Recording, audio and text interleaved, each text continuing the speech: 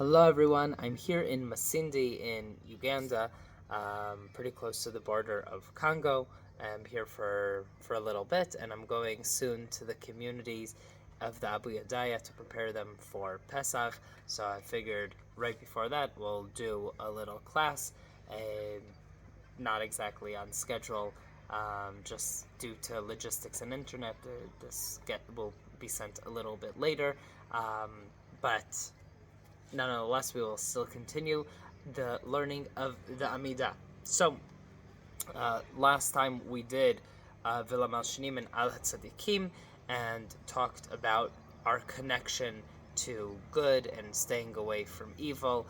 And to elaborate on that, the Mishnah in Pirkei Avot says that you should get close to a good person and stay away from a bad person, because the people that are around you influence you. So surround yourself with as many good people and many good friends as you could, and people who are not good for you and not healthy for you, stay away from them. Stay away from a bad neighbor, from a bad person, from a bad friend. So that was last time. This time we're continuing with the next bracha, Vili Yerushalayim Ircha.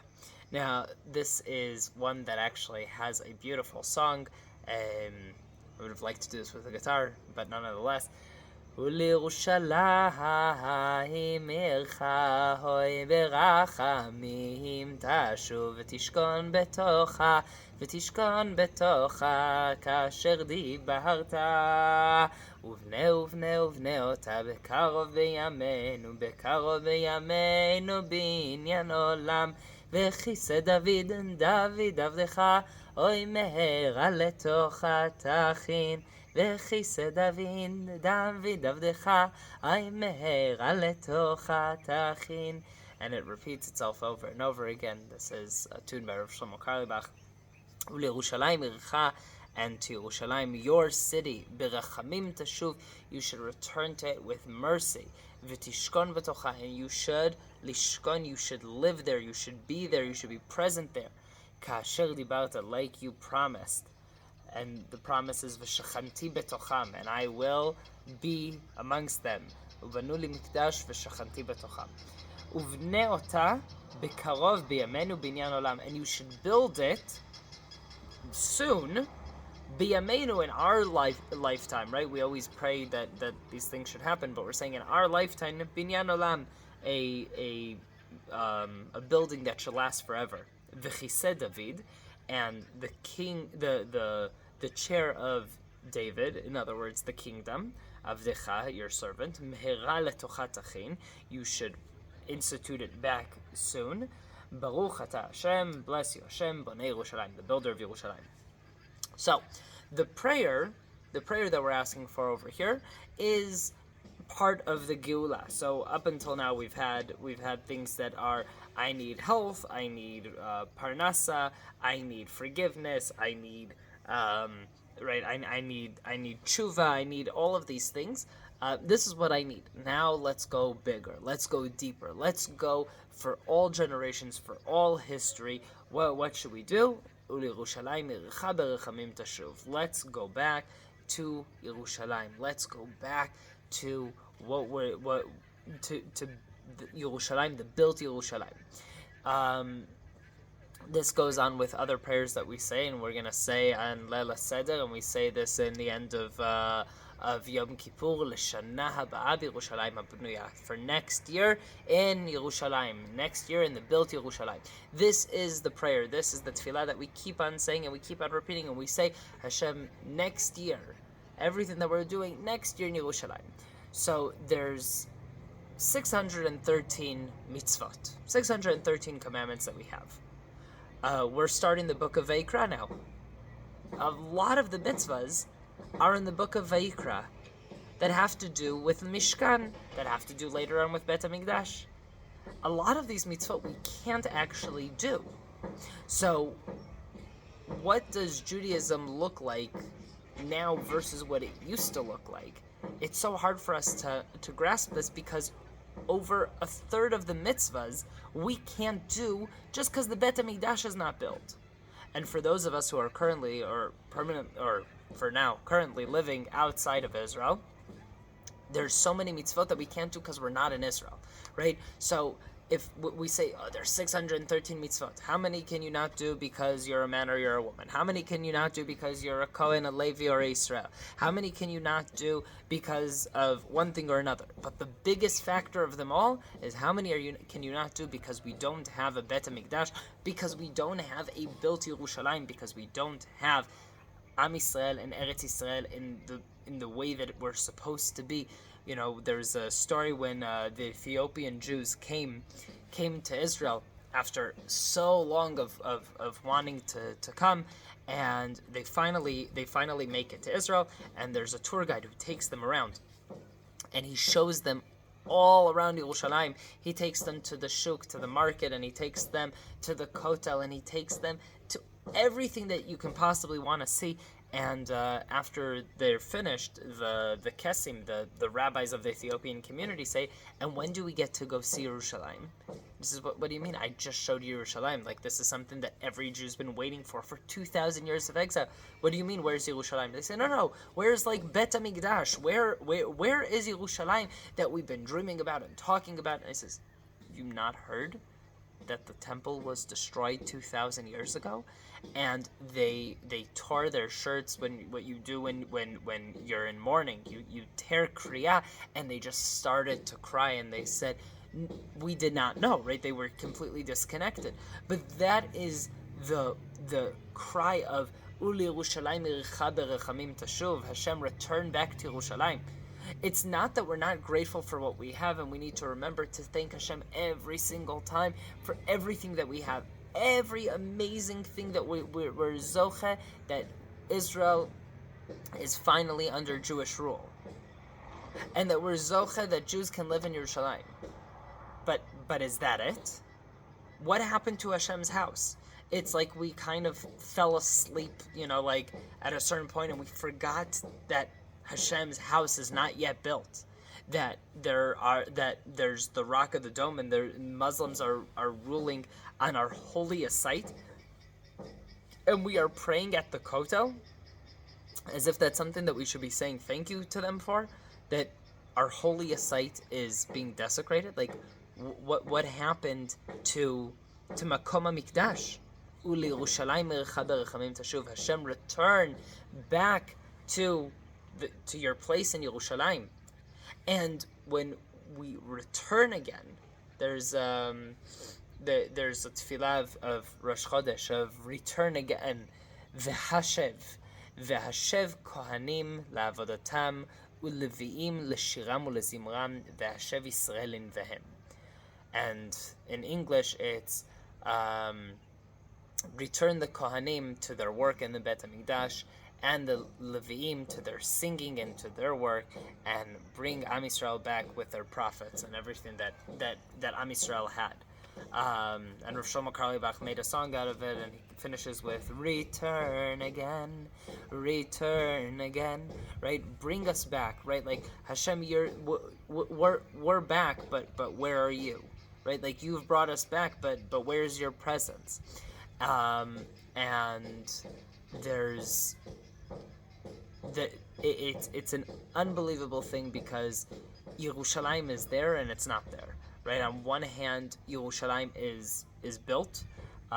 We own Yerushalayim. We're there, but on the other hand, Bet HaMikdash is not there. So how can we say Yerushalayim is built? We say at weddings, Odi Shama beharei Yehuda v'chutzot Yerushalayim. One day it will be heard, the voices of the weddings and the singing, Kol Sason v'Kol Simcha, in the hills of Yerushalayim. And we go, but what do you mean? Odi Shama, one day we'll hear. We say it at weddings today. You say these at weddings in Yerushalayim and in the mountains of Yerushalayim. We go, but why? But we have already weddings in Yerushalayim. So why Odi Shama? Why in the future we'll hear Yishama? Shom'im, we hear the voices of the singing. So why don't we say thank you to Hashem for this now? And we say because it's not complete yet, and we need to make sure that Hashem's house is built and that it's complete. And with that, it continues and says, "V'chiseh David," and the chair of David. In other words, the chair of the kingship. So there's a few different kings, and we also mentioned this, I don't remember if it was last time or 2 times ago, when we talked about the split in the kingdom. Before there's a split in the kingdom, we have to go back and we remember that that Yaakov tells Yehuda, Lo yasur shevet miYehuda, there will always, the kingdom will belong to Yehuda. And later on, when Hashem promises the same thing to David, he says, this will be the continuation. This will be like all kings will come from you. So when there's a split in the kingdom, there's still the kingdom of the descendants of King David. It goes on to Shlomo HaMelech, and from his children on and on and on and on and on. Right? And this is an important thing of who the kingdom belongs to. The kingdom belongs to the descendants of King David. And we're saying we want this to come back. We want the kingdom of King David. We want the Melech, the one who can make real calls, the one who can push, who can motivate, but that he needs to come from the kingdom of David. He needs to be proper. So build Yerushalayim, build Bet HaMikdash, bring back our kings, bring back our prophets, right, that we mentioned beforehand, bring back our judges, bring back the good that should be, that is promised to us, bring that back. And Baruch Atah Hashem, bless you, Hashem Bonei Yerushalayim, the one who is building Yerushalayim, not the one who will build, not the one who built, the one who is building Yerushalayim. In other words, Yerushalayim is being built, and we cannot ignore it. If you would tell your great-grandparents that one day you can come to Yerushalayim, there are Jews living in Yerushalayim, and it's happening again in a massive scale, okay, that would be unbelievable. Now, there were always Jews that lived in Yerushalayim and always Jews that lived in Israel, but to the scale that we have today, this is amazing, and we say thank you to Hashem. And after Kafchet B'Iyar, when we conquered Yerushalayim again completely, like, you can't ignore this amazing miracle that we have. But we also can't neglect that it is not complete. So, Bonei Yerushalayim, the builder of Yerushalayim, the one who continues.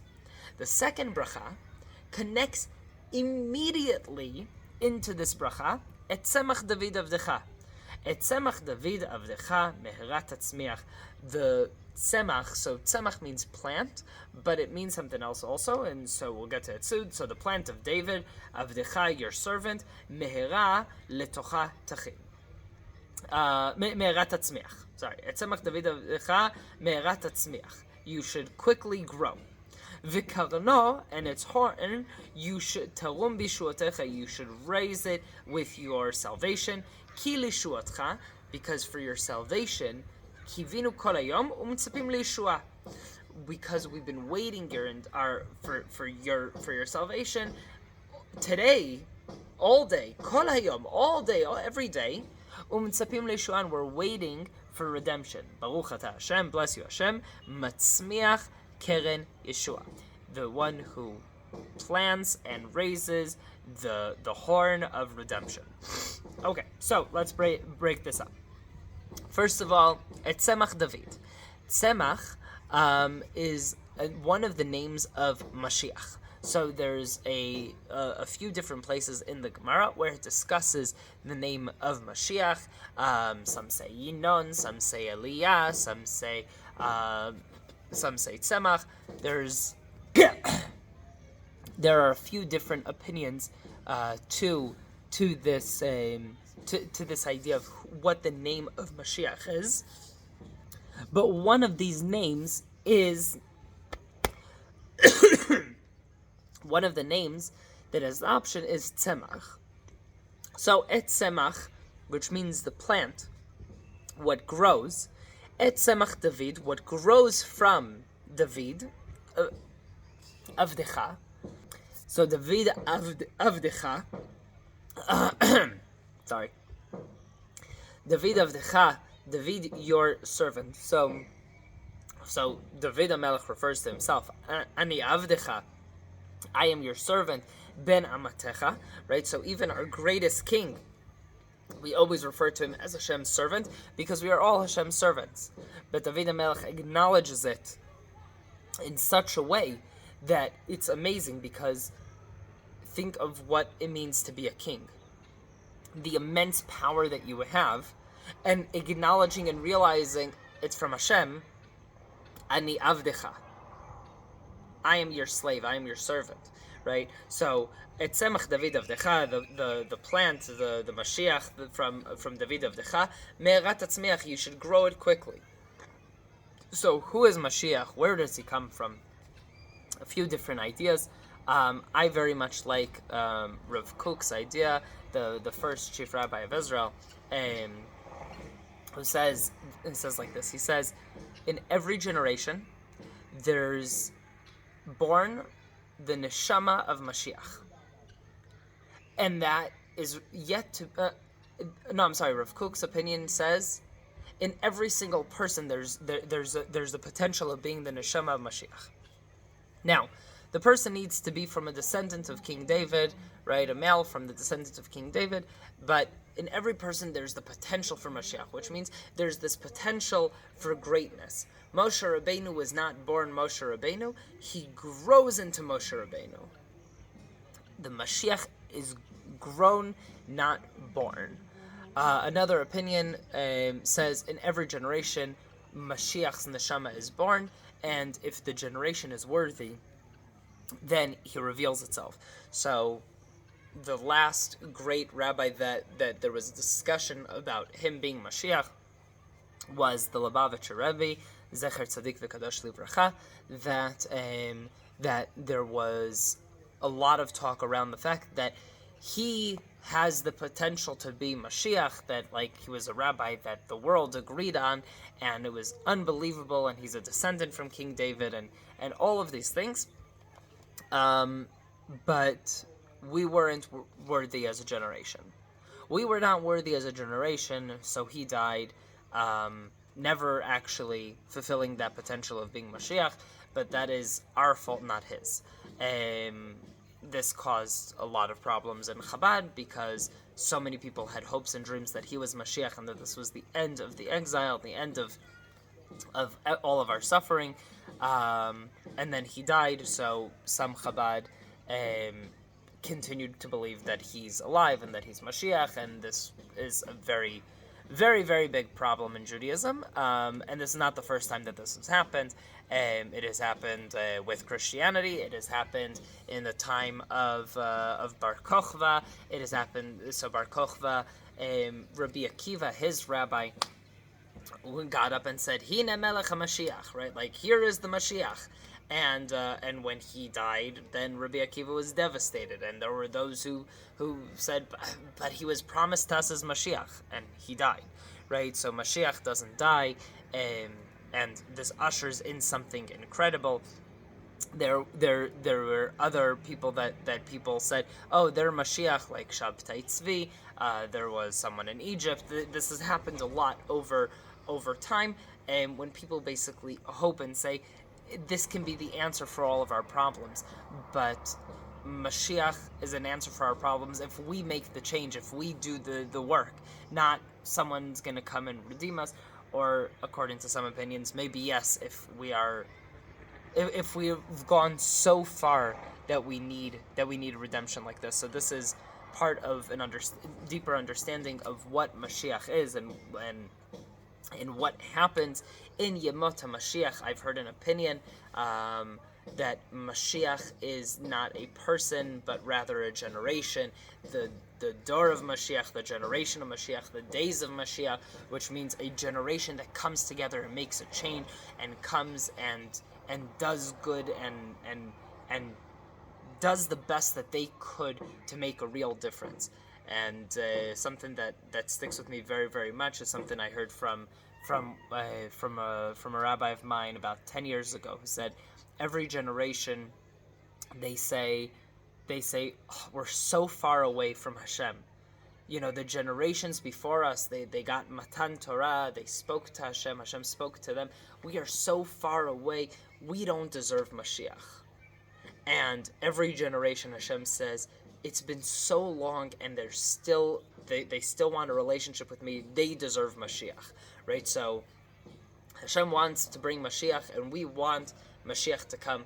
We just need to make it happen. This was part of also the Chabad mindset of just one more mitzvah and Mashiach is here. What can we do today? Hayom im bekolot yishmau. When can Mashiach come? Hayom, today. Today if you listen to Hashem. Today if you make that decision. Today if you want that change to happen, it can happen like that. So what can I do right now that brings me closer to Hashem, that brings us closer to Mashiach, that brings us closer to the end of our suffering, right?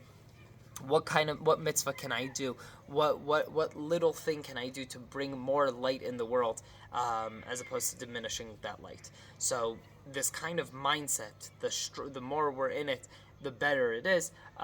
There's two different variations of how Mashiach comes in the writings. One is Mashiach comes for when we deserve Mashiach, right? When we deserve Mashiach, which means we're doing the right thing, we're on the right track, and we deserve Mashiach.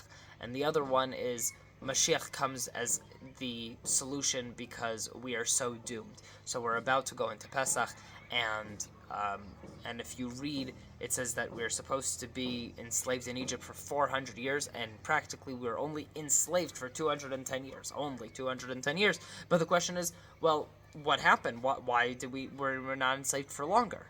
And Chazal teach us, and they say the reason that we weren't enslaved for longer is because if we would have stayed one more year in Egypt, that we would have been irredeemable. Okay, we sunk down to such levels of impurity, such idol worshipping and disbelief, and we got so far away from Hashem that if we would have stayed there even for another moment, we would have been irredeemable. Irredeemable. Hashem can't redeem us. It's like, to explain it, it's to say, like, it was so bad, if it got any worse, we'd be finished. There's that understanding of Mashiach is the same thing. Either we did the right thing and Mashiach came, or the other opinion, which is the bad option, is we didn't do the right thing. We didn't do the right thing, but Hashem can't lose us. We're His children and He can't lose us. So a father is able to give his child a challenge and push him and motivate him, and if the kid is succeeding, wonderful, but if the kid is like so far gone that the kid is going to die, then the father pulls them out and says, right, like the kid is swimming, so you give him a chance, he's not learning, you pull him out before he drowns. This is called Chevlei Mashiach. In other words, even in the good scenario, there's Chevlei Mashiach, there's the pain of Mashiach being born into the world, coming into the world, and heartache that comes with change of the world. This happens. That's okay, right? Like a woman who's giving birth has pain while giving birth. Even if everything is good, there's still pain in birthing good into the world. There's that change exists. But that's the good way. The bad way is an emergency C-section. It's Mashiach needs to come, so we cut the woman open, we take it out, there's blood, there's things everywhere. It's not the natural, the good way that things are supposed to happen. So there's things that are supposed to happen in this world, and there's the good ways that they can happen, or the rough ways that they can happen. And our job in this world is to try to make sure, as much as we could, that those things happen in the good way, in the right way. Going in this analogy even deeper, there's something very, very harsh, but it's important to hear it as well, which is, without the Holocaust, would we have come to Israel? Would we have come together and say, we need to go to Israel? So yes, there were people who were coming to Israel, but assimilation was at an all-time high, and Jews are leaving, and Jews are getting further away, and who would have known? So there's a Holocaust, right? Imagine if Jews 100 years beforehand would have gone up and said, it's time to go back home, it's time to go to Israel, and pack their bags, go to Israel, buy the land, right, deal with the British, whatever, right? And these things were happening, but maybe not on a big enough scale. And if this would have happened, could have avoided a Holocaust, right? So we don't know God's plans, we don't understand all these things, but there's somewhat of an understanding of things that need to happen will happen, and there's a good way and a bad way for them to happen. So we're saying, Hashem, please bring Mashiach, right? quickly, in the good way. V'karno tarum b'shuatecha, and you will raise his horn. So there's two types of horns. One that we mentioned in Tka b'shofar gadol. The first horn we mentioned was Tka b'shofar gadol, blow the horn to say all of the Jews come back from all over the corners of the world. And we talked about this when we talked about the lost tribes and from Yehudim from everywhere and bringing everybody back. That's important. The second one is the horn of, right, like that's the horn of Mashiach. The second one is a horn that we have that's called Keren HaMishcha. And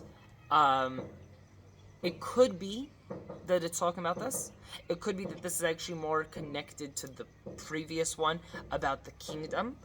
But there's a few people that are nimshachim, which means there is a horn that has oil in it, and we read about this recently in the Parsha that Moshe is moshech et Aharon ve'et banav. He anoints them with the oil, with the holy oil. He anoints them, and we anoint kings and we anoint prophets, right? So we're saying anoint, right? Mashiach anoint the kings, anoint the kohanim, anoint, right? Like let's continue with this limshochotam. So more likely it is referring to the Keren of the Mashiach, which means the horn that he blows to announce that the exile is over, that everything is good. Ki lishuatcha, because we have been waiting for your salvation, kol hayom, the whole day, all time, we're just waiting for your salvation. We are just waiting for you to save us. That's it. That's all we're waiting for.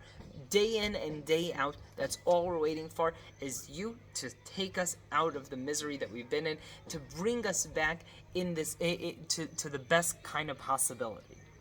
Umitzapim liyeshua. We waited and we are waiting for your redemption. Baruch atah Hashem, bless you Hashem.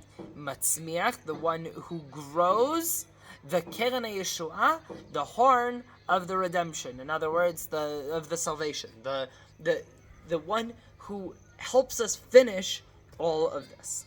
The last one that we're going to do today, because the other three are filling in the hoda'ah, the blessings of the end of saying thank you. Shma kolenu.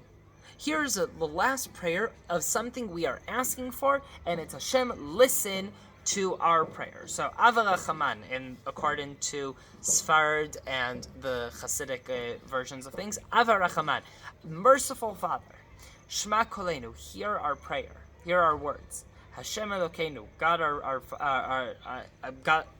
God. Chus v'rechem aleinu, have mercy on us. V'kabel berachamim, and accept with mercy. Uviratzon, and with your will, et tfilatenu, our prayers. Ki el shomea tfilot v'tachanunim ata, because you are a God who hears our prayers and our begging. That's who you are. Umilfanecha malkenu, and before you, right, and like in front of you, do not malkenu, our king, rekam al tashivenu, do not send us back empty-handed. Chanenu ve'anenu, hear us and hear us and redeem us. Ushma tfilatenu, and hear our prayers. Ki ata shomea tfilat kol peh, amcha Yisrael berechamim, because you are the one who hears the prayers of Am Yisrael with mercy. Baruch atah Hashem, shomea tfilah. Bless you Hashem, the one who hears the prayers. So, this prayer is the one that closes up all of the prayers of things that we are asking for. So we said altogether we have 19 blessings, 3 that are praise, 3 that are saying thank you at the end, and 13 in the middle that are asking for things. This is the last one that we're asking for things. What are we asking for? Hashem, do not send us back empty-handed. Please hear our prayers. Hear everything that we've said. Everything here has been in plural. It's been as a nation. I'm asking for us as a nation. Please, Hashem, do not turn us away. And this prayer is the prayer that Chazal left open, the biggest window, and this is where people add in their own tefillah. Anything else that they would like to add in is added in over here. So you'll find a lot of things after Chanenu ve'enenu shma tfilatenu, before Ki ata shomea tfilat, Amcha Yisrael berachamim, before you finish the bracha, there is a ton of options of things. So in this siddur, which is my small travel siddur, it says over here, it's if you have a prayer that if you have a sin that you struggle with, here is where you should pray about the sin.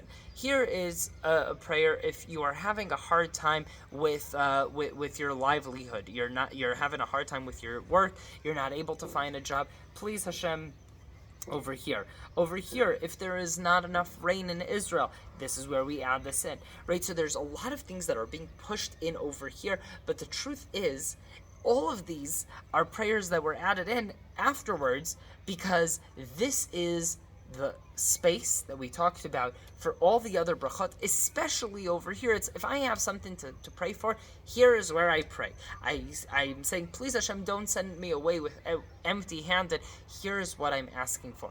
I am asking for refuah, for health. I'm asking for Mashiach. I'm asking for to keep my brother who's in Gaza right now safe. I'm asking for Hashem to help out a friend who's having a hard time finding a wife, and a friend who's having a hard time having kids, and a complication over here and here, right? Like things that may not necessarily have the exact wording of what I want in the rest of the tefillah. Please Hashem, something as help me with this test, or help my team win, right? Like whatever it is, it's not something that necessarily has a place in the other parts of tefillah. Here is where you add it in, right? So all of this, that's where I'm adding it in. And with this, we are finishing the blessings of things that we're asking for. Hashem, be merciful, accept our prayers. We are coming to you as our Father, as our King. We are asking you, please, please, please, please, do not send us away empty-handed. Hear our tefillot. Don't let them be for waste. Don't let them be for nothing. I didn't come here to waste your time and waste my time. Please, Hashem, listen to what I have to say. Listen to my requests. Answer them. Answer my tefillot positively. Now, before we finish for today, kind of understanding of when I'm asking something from Hashem, and Hashem does, and I don't get it, I don't get exactly what I want, that does not mean that Hashem did not listen to my tefillot. First of all, an important thing as a parent, as an educator, as a rabbi, whatever it is, the answer no is an important answer as well, right? So if my kid comes and says, I want X, I can say no. That does not mean I'm turning them away. That does not mean that I'm not listening to their requests. But it does mean that I'm listening and I'm saying no. Why? Because as the parent, I can say, this is not what's good for you. My kid comes to me and says, I want to watch a movie. I can say no. Right? I don't think this is what's best for you. My kid wants to go somewhere and I can say no. Right? That's not a bad thing. For the kid, that can be painful, right? Sophia came and said, I want to watch a movie. And I said, no, right? So now she's crying. She says, but I want to, right? This is what she wants right now more than anything else. So she's crying. She says, why aren't you listening to me? Why aren't you giving me what I want? But I know as a parent, it's not what's good for her. So I'm saying no, right? Now Hashem can do that. It does that to us all the time. We ask for things that are not good for us. And we don't understand that. We can say, Hashem, please give me $1 million. I need $1 million, right? But what will happen to you if you had $1 million? Will you be a good person? Will you be happy? Right? So this is a Kabbalistic kind of mindset, which is when you are asking for something, your words that leave your mouth, they go up and they are translated, right? The angels bring up the letters. Each letter is brought up to Shamayim, brought up to the heavens in front of God and placed in front of God, right? And it is not read with the words that you are saying, but the ritzonot. the meaning behind them, the will of what they really represent. So if you're saying, Hashem, please give me this fancy car. I really would like a fancy car. Then the prayer goes up to Shamayim, and it doesn't go up as a fancy car. It goes up in the ratzon, the deep meaning of what you actually want from it. Is it status? Is it transportation? Is it, right, is it feeling good, right? What are you looking, is it respect? What are you looking for? And that could come in a different way. So it could be that what you're asking for is, you say, you pass by a car dealership and you look at this and you go, wow, I wish I had this car, right? Please Hashem, you go to the shul while you're walking to shul and you say, oh, please Hashem, I saw this car, this is what I want, make this happen, right? But the reason that you're asking for it is because you need a faster way to get around. And then suddenly there's a new bus stop by your house, right? And now the transportation is much faster and much more convenient. And you go, well, I asked for a car, right? But what do you really need? You really need a transportation? Here it's solved, right? So when I'm asking for something, I'm asking Hashem, please help me with what I want. Help me with what I want. And as mentioned in previous classes, we can only ask for things in a way of that they fit with Hashem's agenda of the world, right? I can't ask to fly. I can't ask Hashem, give me superpowers so I can fly, jump off the roof and fly, right? That doesn't work. But I could ask Hashem, I would like to have X, right? I would like to get closer to you.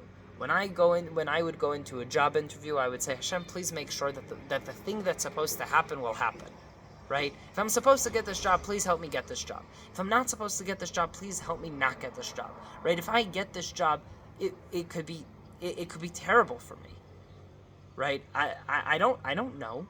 I don't know. It could be getting this job would be so devastating for me, but I really, really want it now because I can't see past that.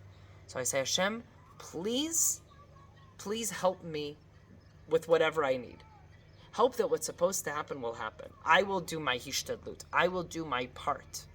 But please, Hashem, you guide what's supposed to happen. Don't have me force my will on you. Right? Don't have me pray so much that I'm saying, Hashem, I need this to happen. I need $1 million. And Hashem says, you know what? Here, take it. Okay? It's not good for you, right? Hashem, please help me win the lottery. And then you win the lottery and your life falls apart. The amount of people that I know that have real money, okay, millions of dollars, and are miserable, right? Their kids are just waiting for them to die, and their friends, they're not sure who's a real friend and who's not. They're lonely, miserable people, right? Not everybody, but that's a potential of what money can do. So if I say, Hashem, please give me money, that can be devastating, right? I don't know. So I say, Hashem, please make sure that whatever needs to happen will happen. And Bezrat Hashem, may we learn how to pray properly, and hopefully Hashem gives us what we need. Have a good day.